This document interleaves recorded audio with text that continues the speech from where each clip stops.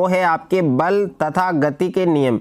तो इस वीडियो के अंदर इस कंप्लीट जो चैप्टर है इसके नोट्स हैं वो इस वीडियो के अंदर मैं आपको देने वाला हूं। तो वीडियो को आपको पूरा देखना है और इससे पहले के जितने भी चैप्टर हैं वो ऑलरेडी आपके अपलोड हो चुके हैं। अगर अभी तक आपने उन चैप्टर को नहीं पढ़ा है तो उनका लिंक आपको डिस्क्रिप्शन में मिल जाएगा, वहां जाकर आप उन चैप्टर को भी आराम से पढ़ सकते हैं। तो यहाँ पर चैप्टर का नाम है आपके बल तथा गति के नियम और इस चैप्टर के कंप्लीट जो नोट्स हैं उनकी मुंह दिखाई इस वीडियो के अंदर हम करने वाले हैं।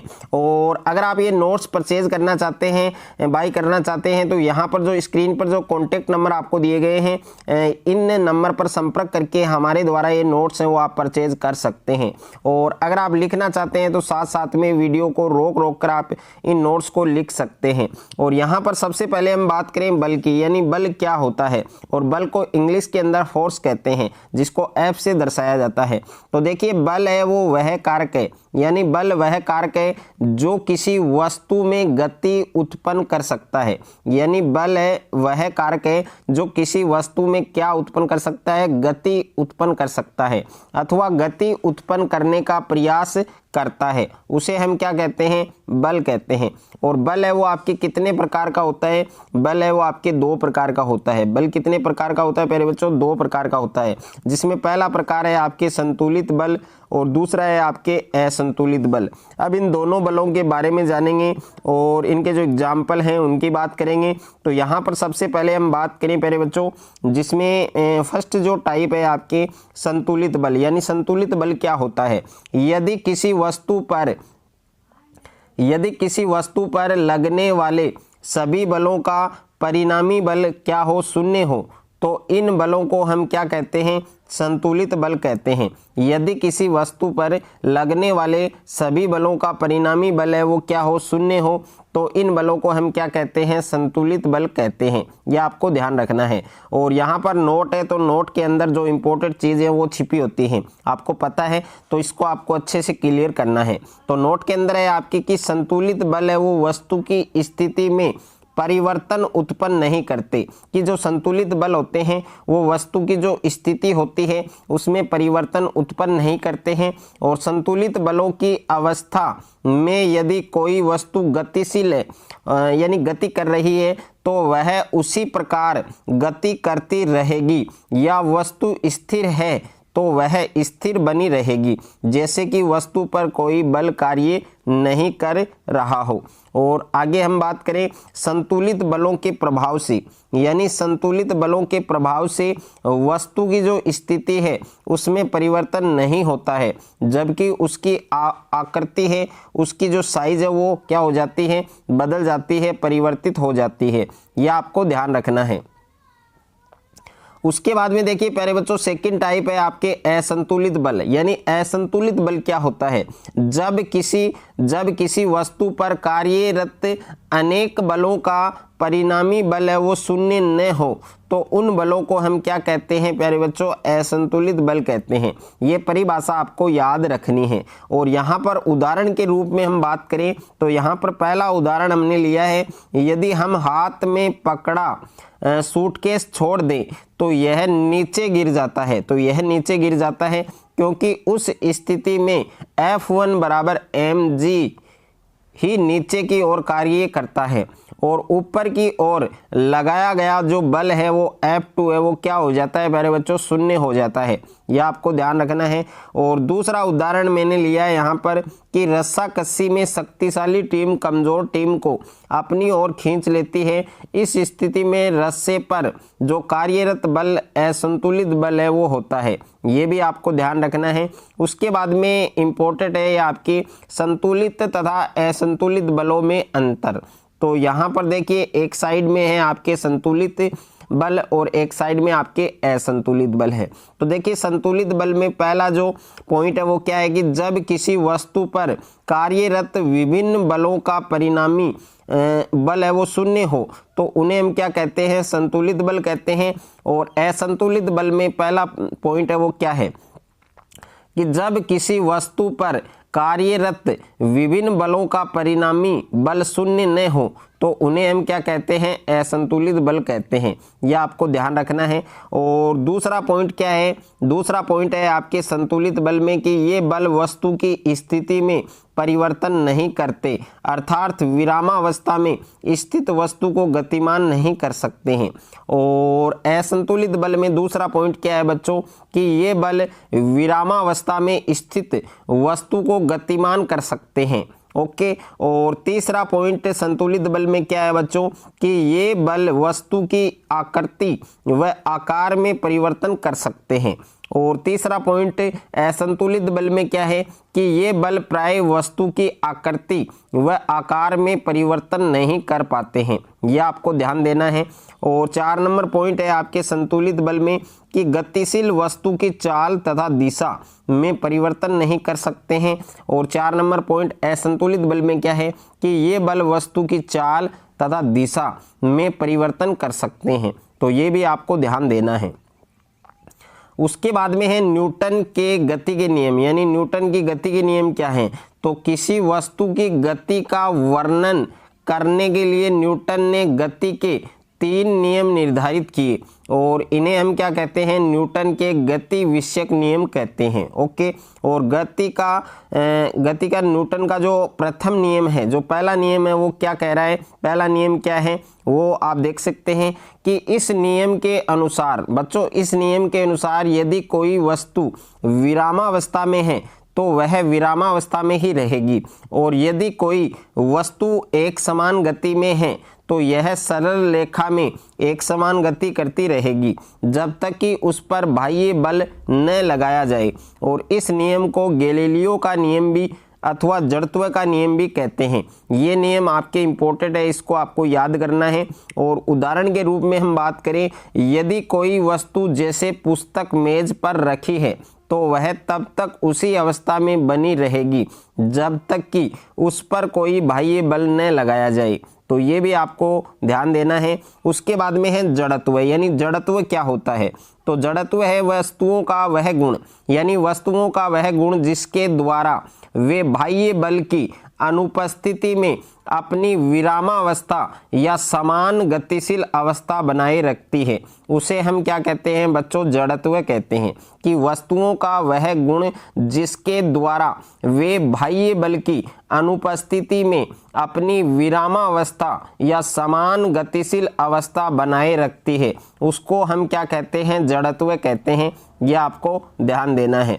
और यहाँ पर नोट है, तो नोट के अंदर इंपॉर्टेंट है आपके कि पिंड का द्रव्यमान, जो पिंड होता है उसका द्रव्यमान कम होने पर उसका जड़त्व है वो भी कम होगा, तथा द्रव्यमान अधिक होने पर उसका जड़त्व भी क्या होगा बच्चों, अधिक होता है।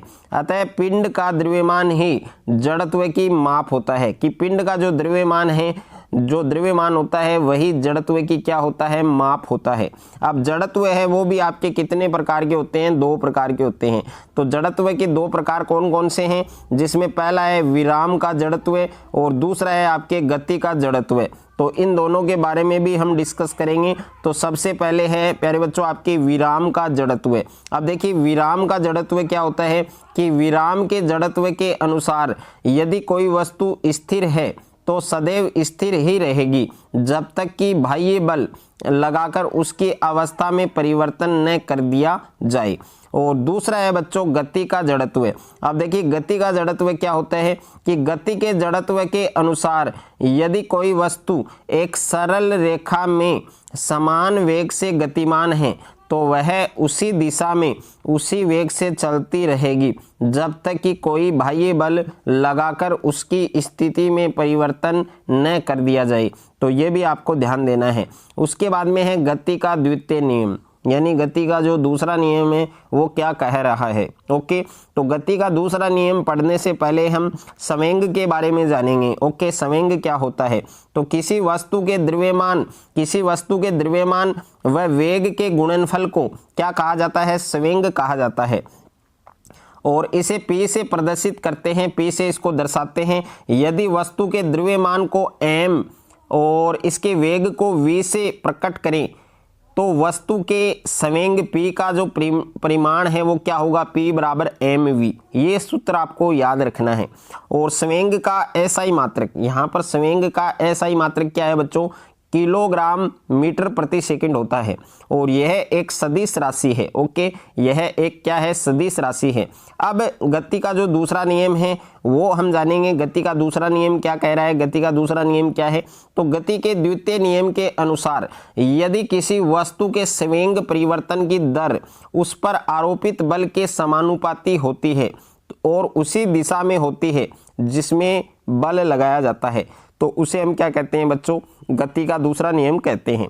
अब गति के द्वितीय नियम का जो गणितीय सूत्र है वो आप कैसे फाइंड करोगे, कैसे ज्ञात करोगे, तो उसको हम देखते हैं कि माना कि m द्रव्यमान की किसी वस्तु का जो वेग है, वेग f बल लगाने पर t समय के पश्चात u से क्या हो जाता है बच्चों, v हो जाता है।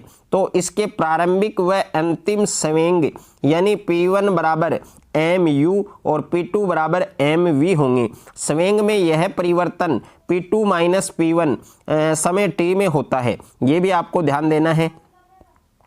अब न्यूटन का जो दूसरा नियम है उससे हम इस गति के दूसरे समीकरण का जो सूत्र है वो ज्ञात करेंगे, यानी F समानुपाती P2 माइनस P1 बटे T अथवा F बराबर K और P2 माइनस P1 बटा T, इसको हम समीकरण 1 मानेंगे। और जहां K क्या है, एक आनुपातिकता स्थिरांक है, किंतु P1 बराबर क्या होगा, mu और P2 बराबर क्या होगा, mv, इसलिए F बराबर K m और ब्रैकेट v माइनस यू बटा टी।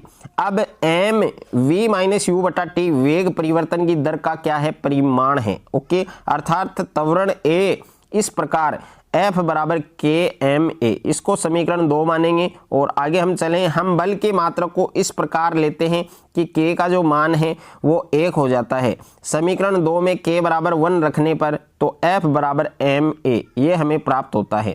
और यहाँ पर हाईलाइट जो वर्ड है इनको भी जरूर जानें, ये सबसे इंपॉर्टेंट है, सबसे खतरनाक है। तो बल का मात्रक है प्यारे बच्चों किलोग्राम मीटर प्रति सेकंड है, इसे हम क्या कहते हैं, न्यूटन भी कहते हैं, जिसे n द्वारा प्रदर्शित करते हैं। और अभी तक यदि बच्चों आपने कमेंट के अंदर जय माता दी नहीं लिखा है तो जय माता दी जरूर लिखें। उसके बाद में है गति का तृतीय नियम। अब देखिए गति का जो तृतीय नियम है वो क्या होता है, तो इस नियम के अनुसार जब कोई वस्तु किसी दूसरी वस्तु पर बल लगाती है तो दूसरी वस्तु भी पहली वस्तु पर उतना ही बल विपरीत दिशा में लगाती है। पहली वस्तु द्वारा आरोपित बल को क्रियात्मक बल या क्रिया दूसरी वस्तु द्वारा लगाए गए बल को क्या कहते हैं, प्रतिक्रियात्मक बल या प्रतिक्रिया कहते हैं। इनको भी आपको अच्छे से पढ़ना है। उसके बाद में बच्चों आपके नेक्स्ट है दैनिक जीवन में गति विषयक तृतीय नियम के उदाहरण, जिसमें पहला है कि गोली छूटने पर बंदूक पीछे गति करती है।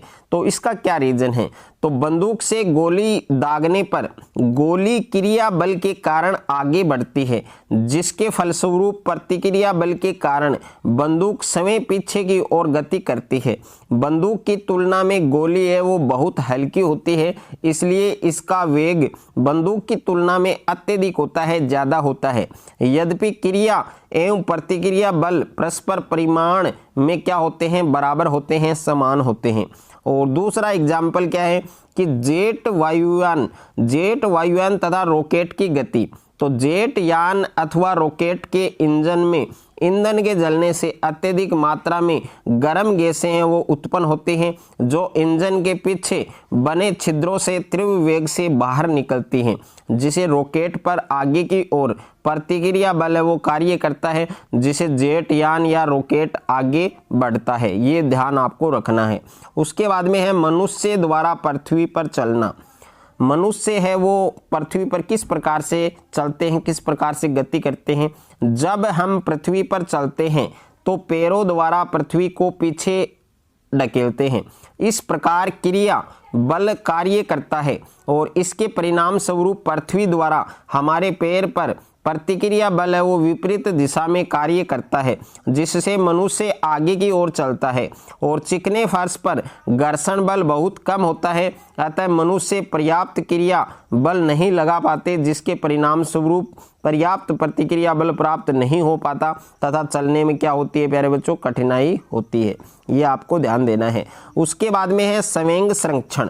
अब देखिए संवेग संरक्षण क्या होता है, तो इस नियम के अनुसार यदि दो या दो से अधिक पिंड परस्पर इस प्रकार टकराते हैं कि टकराने की क्रिया में उन पर कोई बाह्य असंतुलित बल कार्य नहीं करता है और इन पिंडों का कुल संवेग संरक्षित रहता है, अर्थात टक्कर से पूर्व पिंडों का कुल संवेग टक्कर के बाद पिंडों के कुल संवेग के क्या होता है, बराबर होता है, समान होता है।